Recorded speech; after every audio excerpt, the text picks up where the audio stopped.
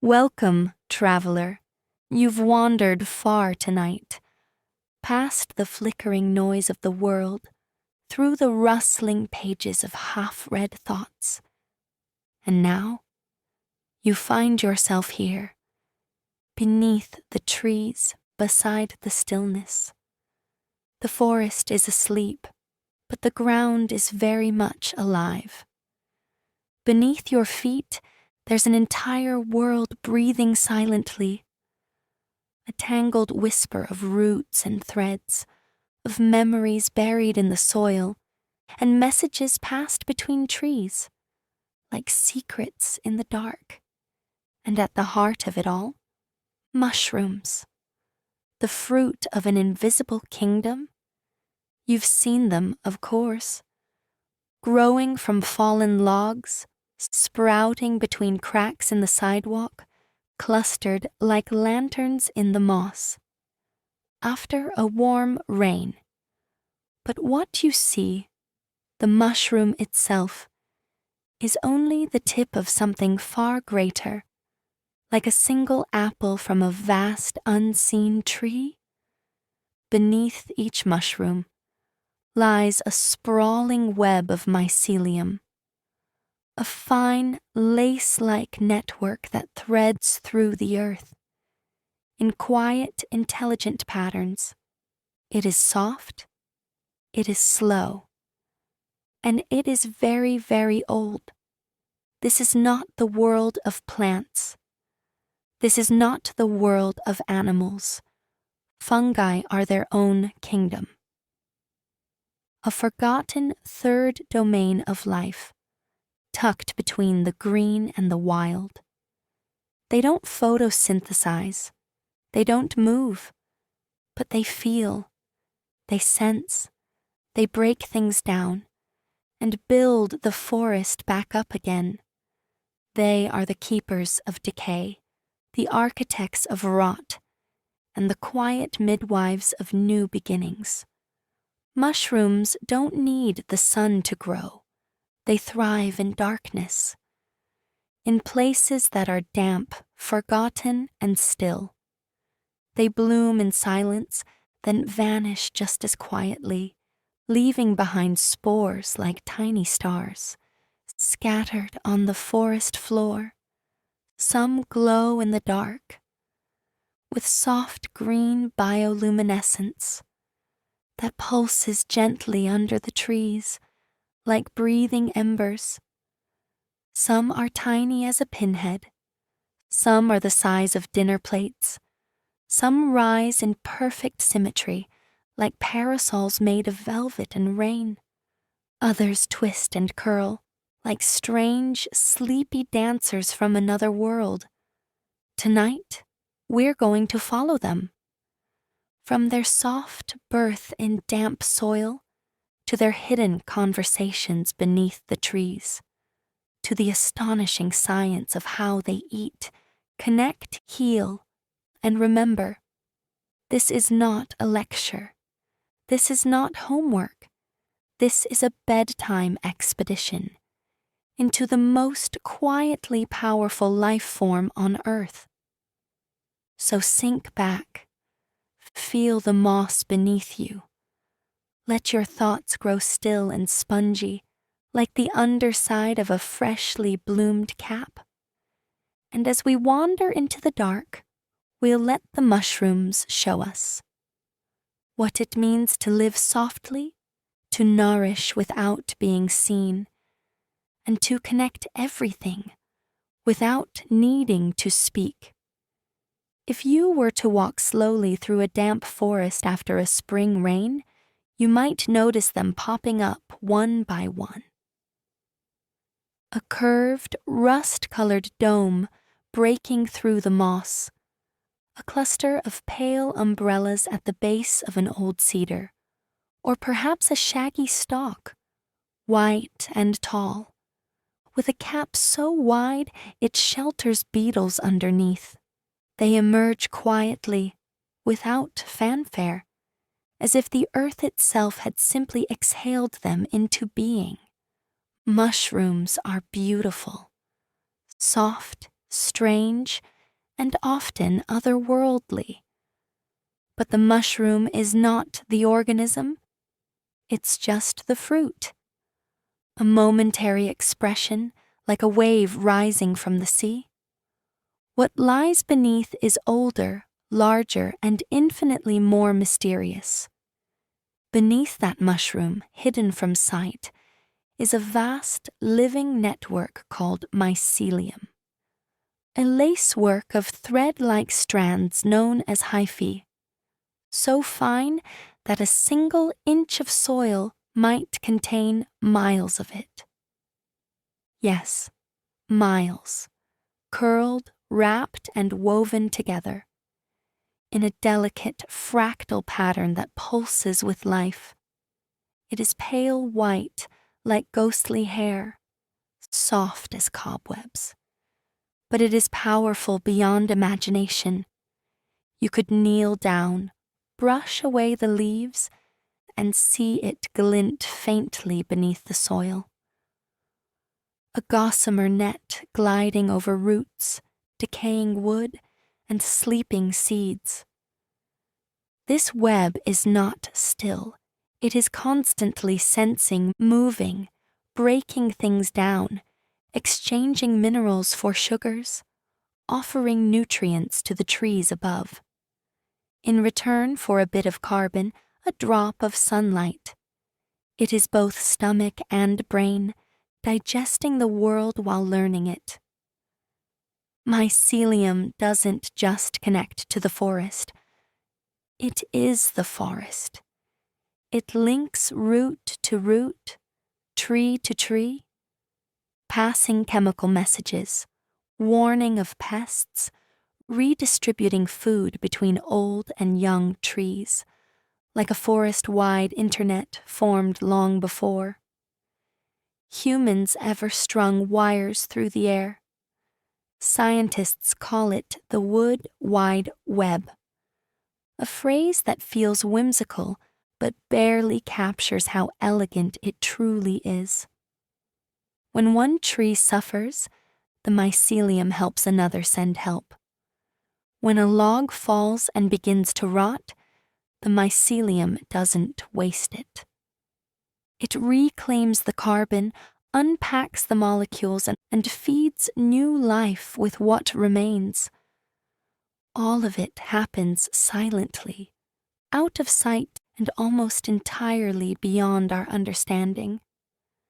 And the mushrooms, those colorful caps and stalks, are just the brief, reproductive flicker of this underground world. When the time is right, humidity, temperature, light, the mycelium surges upward, forming what looks like a mushroom overnight. But in truth, it's been preparing for weeks. The mushroom's job is simple: send spores, tiny dust-like seeds carried by wind, water, or curious insects.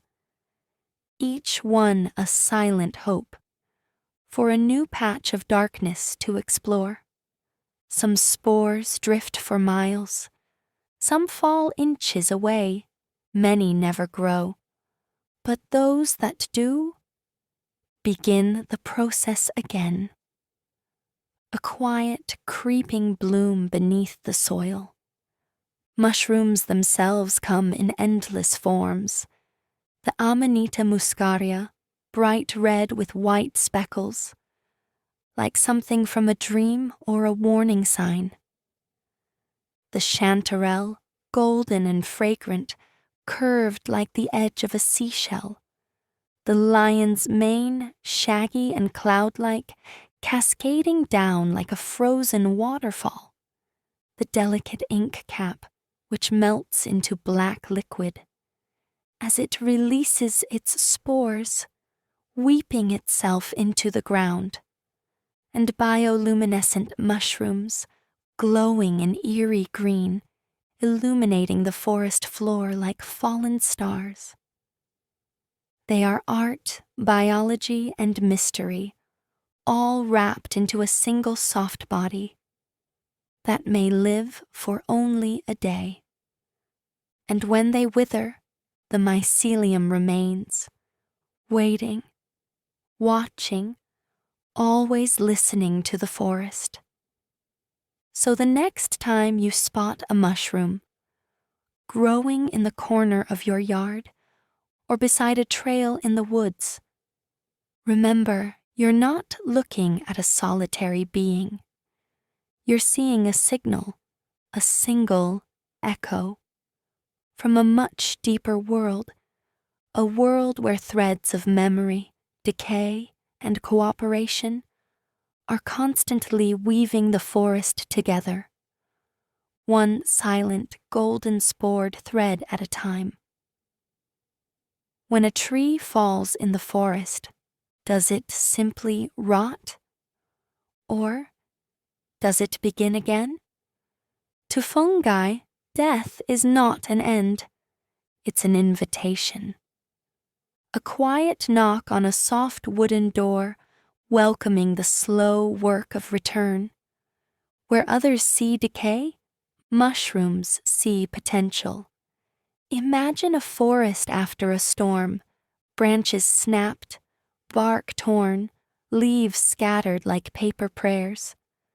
An old tree lies sideways, roots exposed to the sky. To most, it looks like the end of something. But for fungi, it's a feast. Spores drift in, tiny, invisible, carried by wind and mist. They settle into cracks, crevices, soft places where the bark has begun to peel. And then, slowly, the work begins. The mycelium wakes. It stretches out delicate hyphae, thread-like filaments thinner than a strand of silk. These threads don't force their way in. They coax. They release enzymes, gentle chemical tools, that begin to unravel the tree from the inside out, breaking down complex molecules, cellulose, lignin, bark, into tiny pieces that can be absorbed and reimagined. What was once trunk becomes sugar. What was bark becomes minerals. What was dead becomes food. This is not violence. This is transformation, the calm rearrangement of matter into something new. Fungi don't destroy. They deconstruct. They take what no longer serves and return it to the cycle of life. A single fallen log can support an entire fungal ecosystem for years. It may grow shaggy bracket fungi in tiers like shelves, or fuzzy molds that look like velvet snow. The bark softens, the color deepens, and slowly what was once solid becomes sponge. That sponge, in turn, feeds worms, feeds beetles, feeds birds, feeds the soil. What was tree becomes forest. Without fungi, forests would drown in their own history. Dead leaves would pile year after year, logs would sit heavy and unchanging, and nutrients would become locked inside corpses of wood. But because of fungi, death becomes fertile. Old becomes new. Decay becomes nourishment. Even in cities, you can find fungi quietly at work, breaking down fallen leaves in gutters, digesting food waste in compost bins, reclaiming forgotten corners of brick and soil. Some fungi can even eat oil, digest plastic, and clean up toxic waste. They are not just recyclers, they are healers. They take what is broken and rebuild the world from it, and while they work, They leave behind traces. Mushrooms, yes, but also chemical signatures in the soil, pathways for roots, tiny changes in texture and taste that shape how entire forests grow. So when you see a decaying log, try to look more closely. There, on the underside, you may find a dusting of white threads, a bloom of soft yellow fuzz, or a tiny mushroom rising alone like a sleepy sentinel. Each one is a sign life is continuing here, quietly, patiently, with purpose. Fungi don't rush. They take their time. They understand that all things break down, but in breaking down, they feed what comes next. This is the great truth they live by, that everything, every leaf, every tree, every memory dash, can become part of something new. And so the forest breathes, not just through green leaves and towering canopies, but through soft decay, through rot, through the mushroom's slow magic of taking what's lost and turning it gently into something living beneath the surface of every peaceful forest, beneath the moss, beneath the fallen needles, beneath the roots. There is a hidden language being spoken, not in words, not in sound, but in threads, chemical, electric, ancient. It is a language woven from mycelium, those delicate, whisper-thin strands of fungal life that spread quietly through the soil like silk in water. This network is not random. It is intelligent. It is organized. It is alive. And it connects the forest in ways we are only beginning to understand. Imagine walking through an old-growth woodland. To your eyes, it's a world of trunks and branches, of leaves rustling and birds calling. But beneath your feet, there is a second forest, a shadow forest woven from threads finer than hair, spanning miles in every direction. This is the Wood Wide Web, a name scientists gave to the discovery that fungi form vast underground networks, linking trees and plants together, allowing them to share water, nutrients, even information. It is quite literally the internet of the forest. Through the hyphae of mycelium, trees can send carbon to their neighbors. Older trees, sometimes called mother trees, use this network to feed their saplings, even when those saplings are too small to reach sunlight on their own. In times of drought, a tree might send water through the network. To a thirsty companion nearby, if a pest attacks, the affected tree can release a warning signal, and the network will carry it like a quiet alarm. To others in the area, the fungi act like routers, moving signals and nutrients, with care and intention. But the network is not just a messenger, it's a mediator. Fungi choose what to pass along. They form symbiotic relationships with certain trees, exchanging minerals from deep in the soil. For sugar made by the tree's leaves, it is not charity, it is partnership. Root and hyphae, tree and fungus, wrapped together in a bond so old, it predates human memory.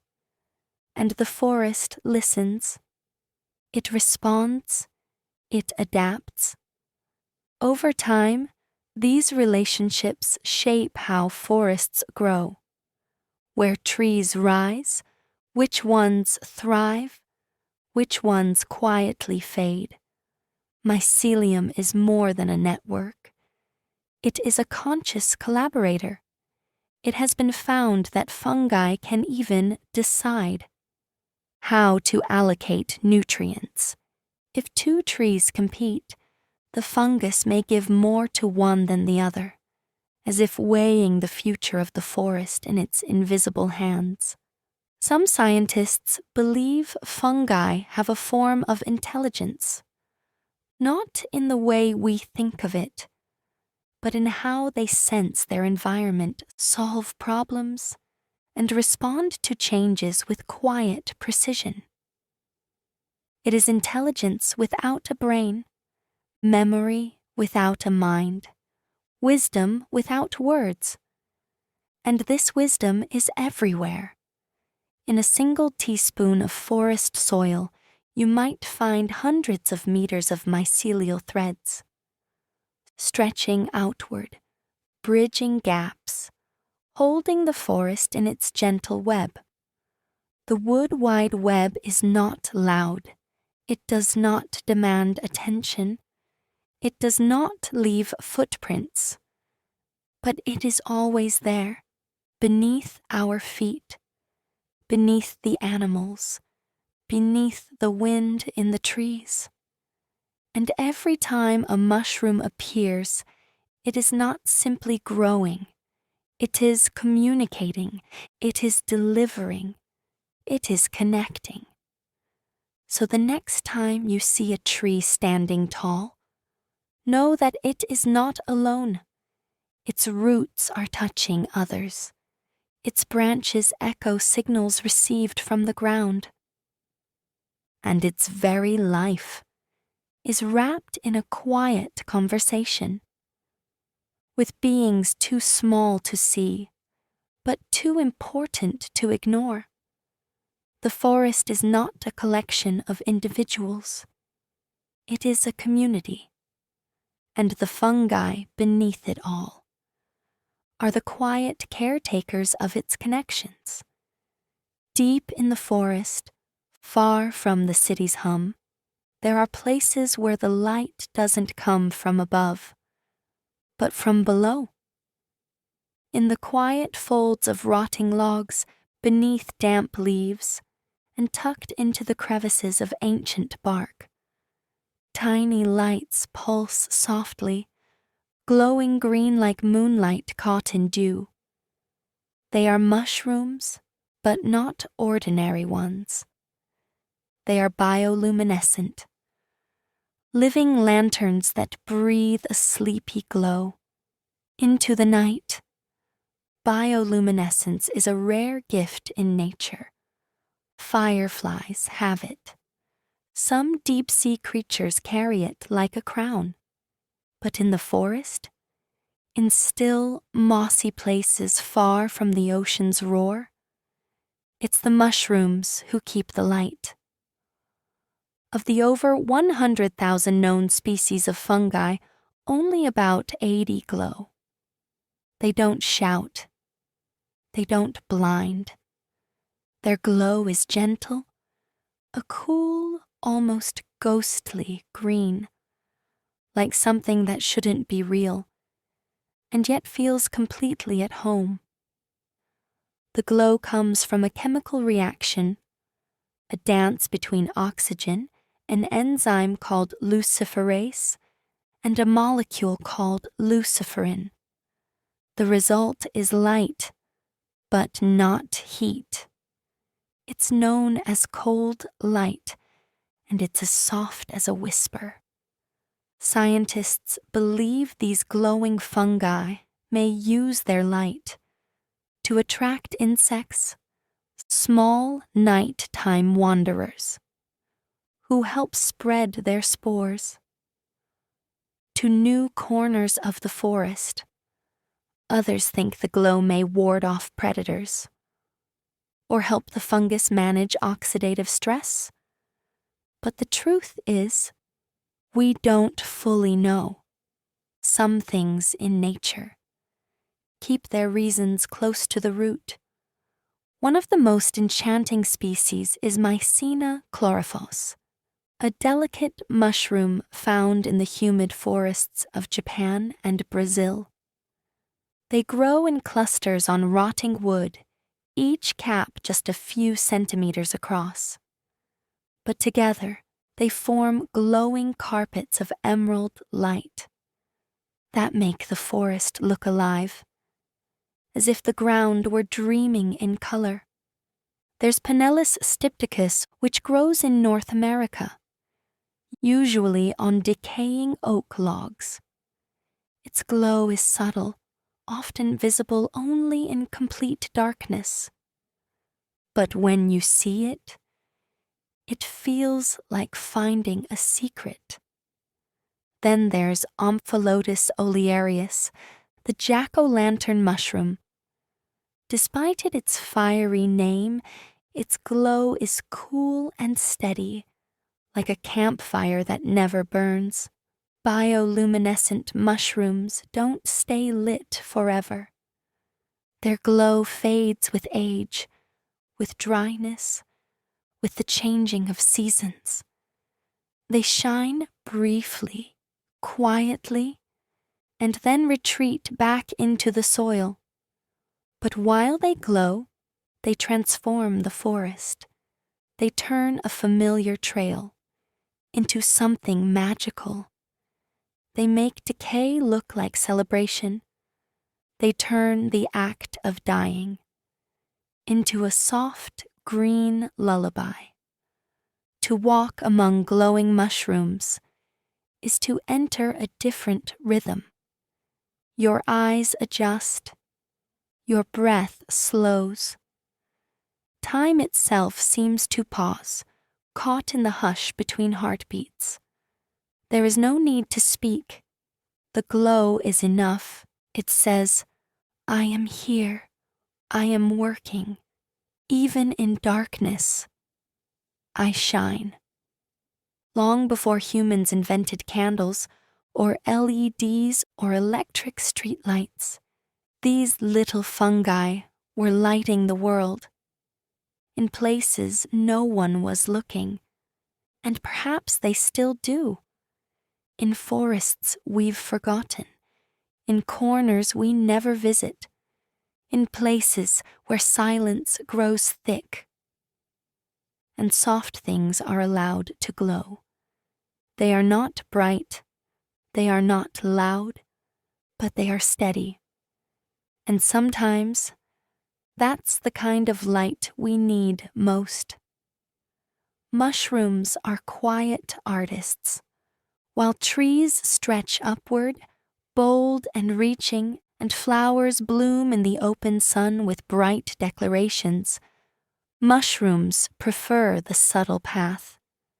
They emerge from shadow, from the softness of rot, and wear their forms not for flash, but for function, for mystery, and sometimes just for the sheer beauty of being strange. Their shapes are as diverse as snowflakes, each one a quiet sculpture. In the forest's underground museum, the most familiar mushroom shape is the classic cap and stalk. What we often draw in childhood, like the red and white Amanita muscaria, bright and speckled like a fairy tale warning. Its cap is domed like a tiny umbrella, a vivid red canvas dusted with white warts. It doesn't just look magical. It is magical, housing compounds that alter perception and color history. Beneath the cap, delicate gills fan out in perfect geometry, radiating from the center like the spokes of a soft wheel. These gills hold the spores, the next generation waiting in the dark. But not all mushrooms have gills. Some have pores, like the golden bolete. a buttery, sponge-like mushroom with a thick stalk, and a cap that feels like soft suede. Touch it, and it bruises blue, as if remembering your presence for a moment. Others have spines or teeth, like the lion's mane, a shaggy white mass that drips downward, like frozen rain or the beard of an ancient sea god. It looks more like coral than fungus, yet it grows from dead wood and tastes faintly of seafood. Then come the jellies. Jelly fungi don't look like mushrooms at all. They resemble drops of translucent glass or miniature sculptures made of soft candle wax. The witch's butter, bright yellow and wrinkled, sits on dead branches like forgotten jam. It pulses slightly when touched, as if it were still deciding what to become. There's the jelly ear, soft and curved, shaped eerily like a human ear, growing from the side of a tree. It feels cool, rubbery, and slightly damp, like something from a dream or a fable whispered in the dark. Some jelly fungi are clear. They look like ice. They vanish when dry. They return with the rain. Other mushrooms defy description entirely.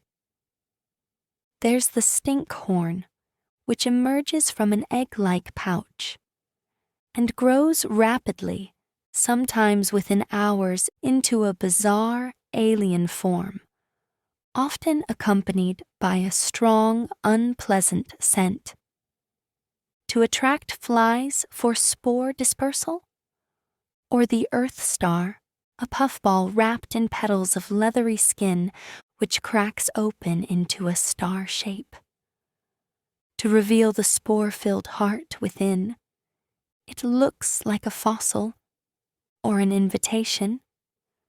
Then there's the indigo milk cap, which bleeds a vibrant blue liquid when cut. Not just a hint of color, but a bold, surreal blue, as if the sky had been stored in its veins. Tiny mushrooms grow like freckles on bark. Some are smaller than a grain of rice.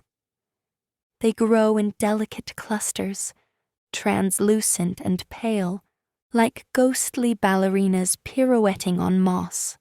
Giant mushrooms, like the parasol, can stretch a foot across, rising on tall, slender stems that sway gently in the breeze.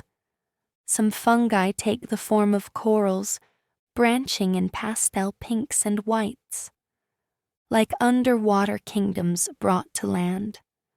Others grow in tightly packed turkey tails, layered like shingles in rainbow earth tones, fanning across fallen logs, like natural mosaics. In the world of mushrooms, there are no straight lines, no rules, only possibilities. They grow where they please, how they please, in forms that seem sculpted by dreams, rather than biology. And while many live for only a day or two, their brief presence is profound. They remind us that beauty doesn't need to be loud, that form can follow silence, and that even the strangest shapes have their place in the forest's gentle logic. When you next step outside, look closely at the bark, at the base of trees, at the moss in the shade. You might find a tiny kingdom there, curled, glowing, dripping, shaggy, slick, or soft. All of it alive. All of it waiting to be noticed. Every living thing in its own quiet way, tries to continue itself.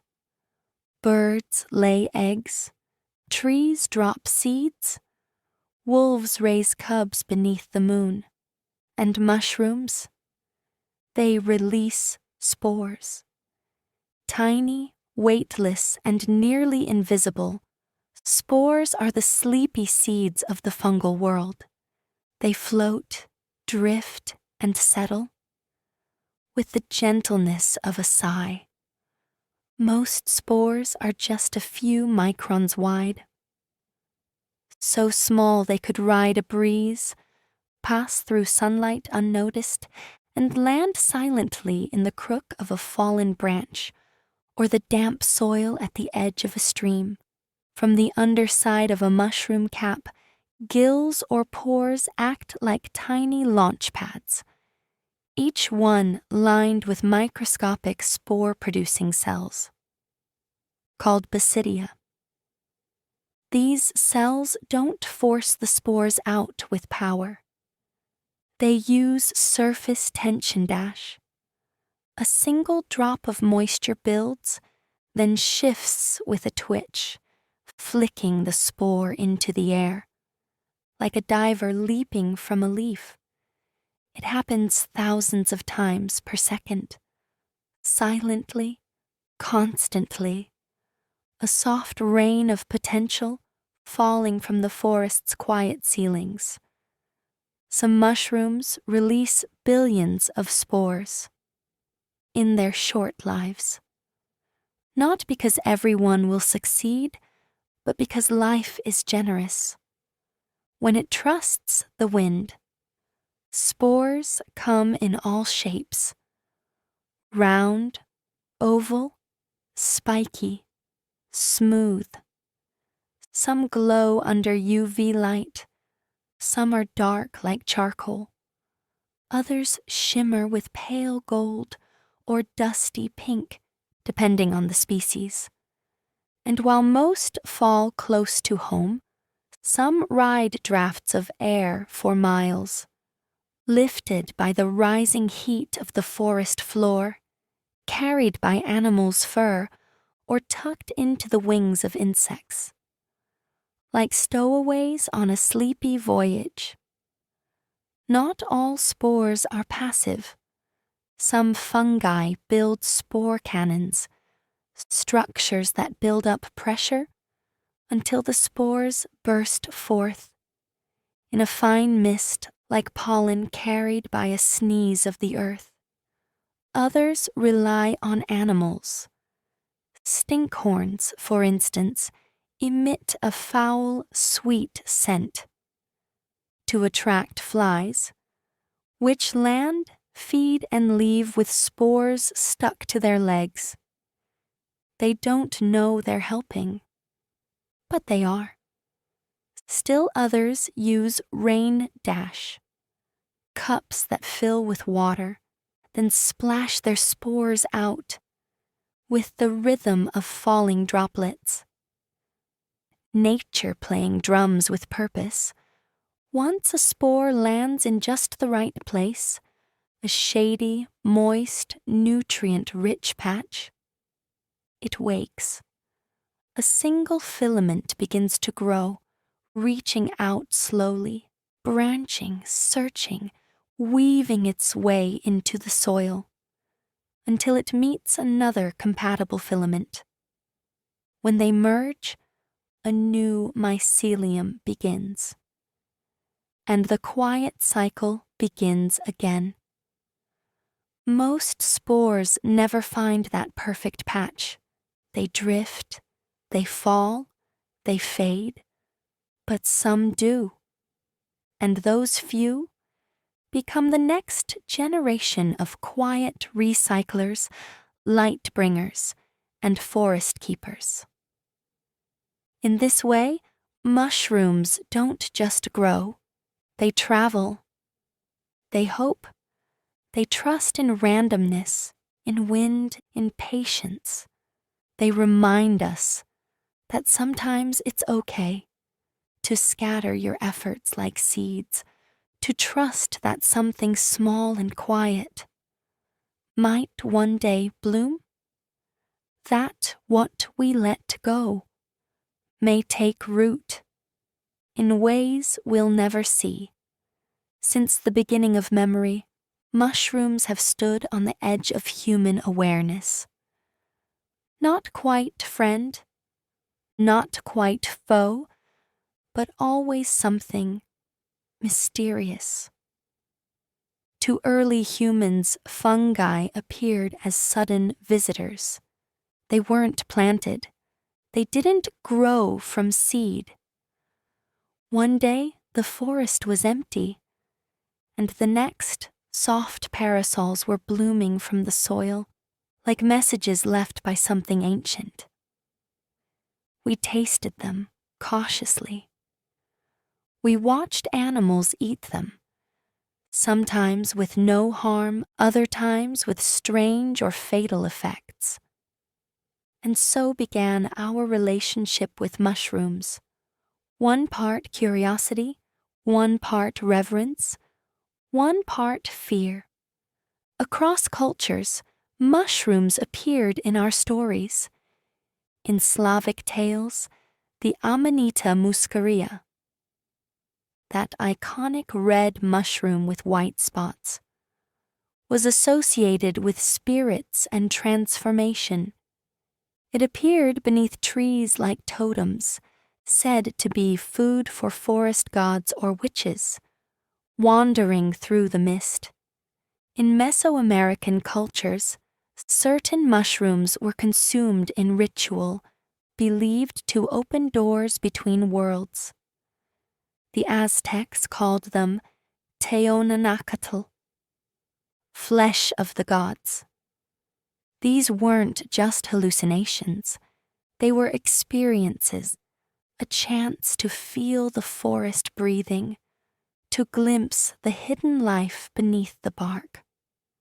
In the East, mushrooms became symbols of immortality.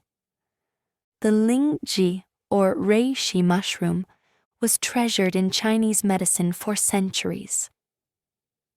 A curved, woody fungus thought to extend life, reduce stress, and strengthen the spirit. It wasn't just food, it was philosophy. Mushrooms were seen not as separate from nature, but as bridges to it. Silent healers that knew something we had forgotten. And then there's penicillin, the first true antibiotic discovered from a mold. Penicillium notatum, a fungus that changed the course of history, that saved millions, that quietly lived on bread and walls, until we finally looked close enough to see its gift. Today, fungi give us medicines for cholesterol, for migraines, for cancer. They help us digest food. They protect plants in agriculture. They break down pollution in contaminated soil. Some species are even being studied to treat depression and PTSD, not with escapism, but with reconnection. But mushrooms haven't only touched our bodies, they've entered our minds. In fairy tales, they form circles in the grass, fairy rings, where the veil between worlds is thin. It was said that if you stepped inside one, you might never come back, or return having danced with spirits. For what felt like minutes, but had been years. In forests and fields, mushrooms became signs, omens of change, of the sacred, of things just beyond human understanding. They do not explain themselves, and that mystery is part of their magic, even today, when we classify them in textbooks and grow them in clean labs. Mushrooms still carry that feeling, of old knowledge, of silence that knows something. They come from the dark. They vanish without warning, and yet they feed us. They heal us. They connect us. To be human is to stand at the edge of what we understand and reach forward. And when we reach into the forest, into the soft soil of life's memory, we find fungi. Patient, quiet, strange, and always there. They remind us that not all wisdom needs a voice, not all teachers need a face, and that sometimes the oldest truths are written in threads beneath our feet. And now, traveler, we've wandered far, through damp woods and glowing logs, past mushroom lanterns and whispering roots. We've followed the threads of fungi as they stitched the forest together, breaking things down, building things up, quietly teaching us what it means to live gently. We've walked with spores as they danced in twilight breezes. We've touched velvet caps and watched stars grow from rot, and we've listened, truly listened, to the soft, slow language spoken beneath our feet. Mushrooms don't ask to be noticed. They don't bloom for applause. They rise from decay. They heal what's broken, and they feed the world without needing to be thanked. They are humility in motion, beauty in silence, life quietly continuing. So, as your eyes begin to grow heavy, imagine this. You are lying on a forest floor, your body weightless, sinking just slightly into the soft moss beneath you. The trees above sway gently, and somewhere nearby, a faint green glow pulses, like a heartbeat in the wood. Beneath you, threads of mycelium stretch like soft thoughts, not grabbing, just holding. You are part of the forest now, not as a visitor, but as something native, something known. And all around you, the mushrooms continue their work, breaking down the noise, turning memory into nourishment, tucking the world into itself like a blanket. You don't need to understand everything. You don't need to move. You don't even need to finish this dream. The forest will go on. The fungi will carry your breath. The world will be mended in slow, silent loops. So rest with the moss as your pillow and the spores drifting softly through your thoughts. Let the light fade. Let the mycelium hold you, and let sleep begin.